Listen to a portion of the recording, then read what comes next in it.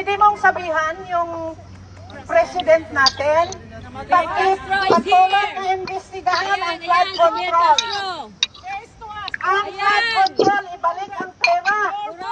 Binibilin nyo na lahat ng mga congressman, mga senador, at ang mga justice system. Mahiyang naman kayo!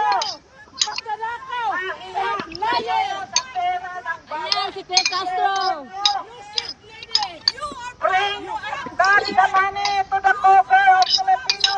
Your face is ugly than what you are. Because you're a liar.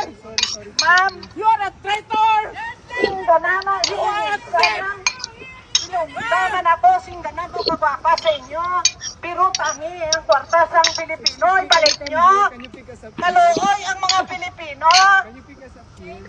Inaubos na ninyo ang kwartas sa flood control.